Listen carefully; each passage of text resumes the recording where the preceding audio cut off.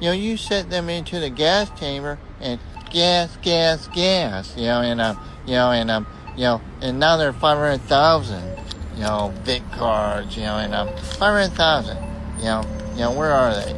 And Leah Bachwitz, IRS, South Dakota. Then you try down there and steal, and 3 million, gas, Alzheimer's, and you told you can't do them, gas chamber, Leah Bachwitz,